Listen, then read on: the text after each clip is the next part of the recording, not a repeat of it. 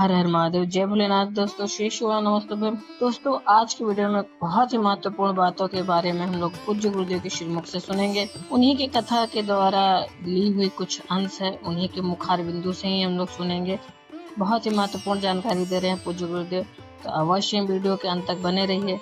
कोई भी बात इस वीडियो की अच्छी और उपयोगी लगे तो एक लाइक अवश्य करिए। आप पहली बार मेरे चैनल पर आए हैं तो मेरे चैनल को सब्सक्राइब करिए, बेल नोटिफिकेशन अवश्य दबाइए जिससे आने वाली वीडियो आपको समय से प्राप्त हो सके। कोई भी प्रश्न या सुझाव हो तो कमेंट बॉक्स में लिख सकते हैं। तो पूज्य गुरुदेव के श्रीमुख से बहुत ही महत्वपूर्ण जानकारियों को सुनते हैं।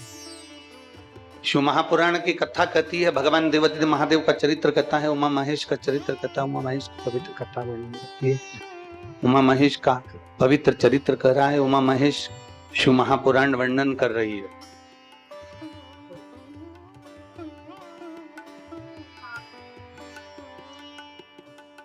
कभी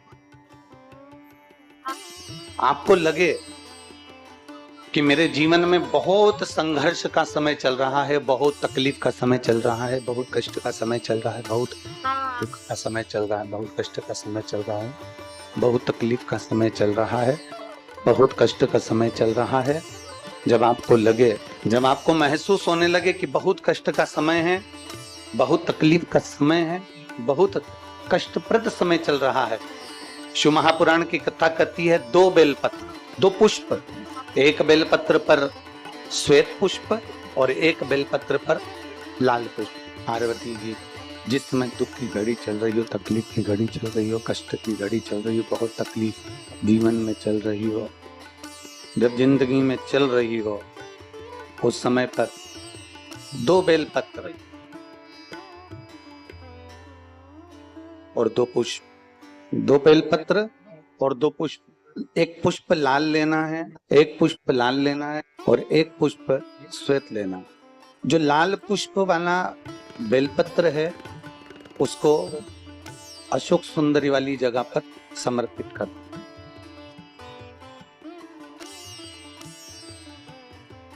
और श्वेत पुष्प वाला जो बेलपत्र है, श्वेत पुष्प वाला जो बेलपत्र है उसको भगवान शंकर का जो शिवलिंग है, भगवान शिव का जो शिवलिंग है उस पर समर्पित करना।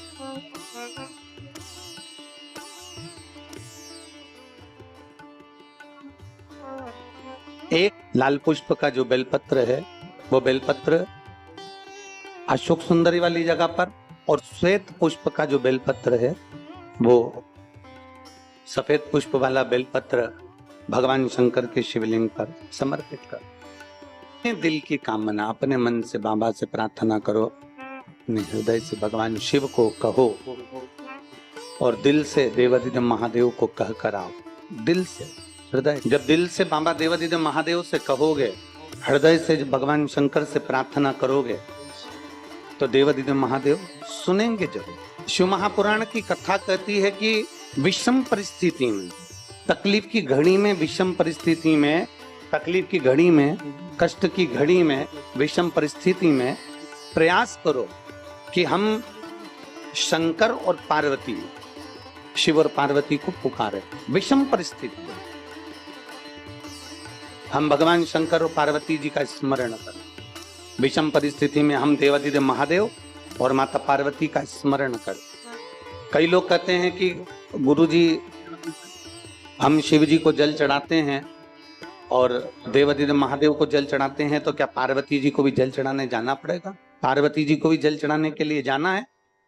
शिव महापुराण की कथा कहती है, आप अगर हृदय रखकर दृढ़ ध्यान देंगे, जैसे ये शिवलिंग है, ये जलाधारी है, और अगर आप हृदय रखकर, जब हम देवादिदेव महादेव को जल चढ़ाते हैं, शंकर जी को जल चढ़ाते हैं, और वहीं जल चढ़ाते चढ़ाते आप अशोक सुंदरी वाली जगह अर्थात माता पार्वती जी का हस्त कमल और अशोक सुंदरी वाली जगह पर भी अपने जल को थोड़ी सी धार लगा देते हैं, तो शंकर और पार्वती दोनों को ही वो जल समर्पित हो जाता है।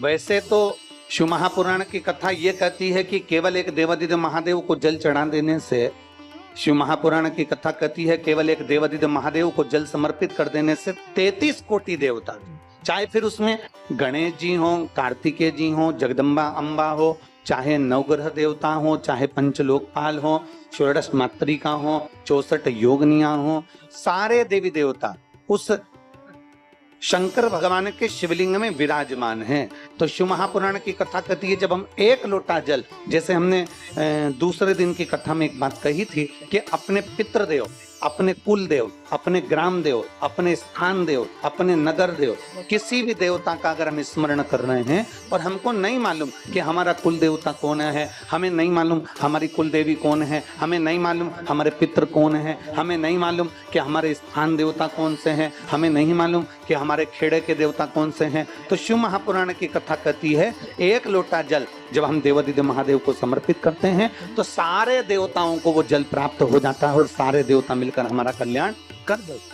शिव कथा कह रही है, भगवान देवादिदेव महादेव का चरित्र कह रहा, शिव महापुराण की कथा कह रही है कि जब भी हम देवादिदेव महादेव की चौखट पर पहुंचे, जब भी हम शिव महापुराण की कथा को श्रवण करने के लिए पहुंचे, जब भी हम भगवान शंकर की शरणागति में पहुंचे, तो शिव महापुराण की कथा कहती है हमारे भीतर के जो खोट होते हैं, हमारे भीतर के जो अवगुण होते हैं, हमारे भीतर के जो दोष होते हैं, शिव महापुराण की कथा कहती है प्रयास करा करो कि जब कथा सुनने जाओ तो एक मन में संकल्प लेकर जाओ कि मैं जो गलत काम करता हूं उसमें से आज एक गलत काम शिव महापुराण की कथा में छोड़ दे रहा हूं, उसके बाद मैं कभी नहीं करूं। मैं मदिरा का पान करता हूं, आज मैं शिव महापुराण की कथा में से ये संकल्प लेकर जाता हूं कि आज के बाद मैं मदिरा का पान नहीं करूं। मैं सिगरेट पीता हूं, बीड़ी पीता हूं, आज मैं शिव महापुराण में से ये संकल्प लेकर जाऊंगा कि मैं सिगरेट बीड़ी नहीं पीऊंगा। आज मैं संकल्प लेकर जाऊंगा कि मैं गुटखा नहीं खाऊंगा। आज मैं संकल्प लेकर जाऊंगा कि मैं जुआ नहीं खेलूंगा। आज मैं संकल्प लेकर जाऊंगा कि मैं कभी किसी का तिल न दुखाऊंगा।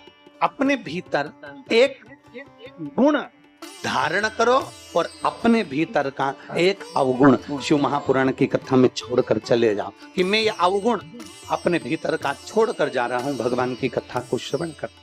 कहते हैं दोस्तों, ये जानकारी आपको अच्छी और उपयोगी लगी होगी। अगर अच्छी और उपयोगी लगी, एक लाइक अवश्य ही करिए। आप पहली बार मेरे चैनल पर आए तो मेरे चैनल सब्सक्राइब करिए, बेल नोटिफिकेशन अवश्य ही दबाइए, जिससे आने वाली वीडियो आपको समय से प्राप्त हो सके। दोस्तों, कोई भी प्रश्न या सुझाव हो तो कमेंट बॉक्स में लिख सकते हैं। फिर मिलते हैं दोस्तों एक नई वीडियो में नई जानकारी से। तब तक के लिए हर हर महादेव, जय भोलेनाथ। दोस्तों, श्री शिवाय नमस्तुभ्यम। धन्यवाद दोस्तों।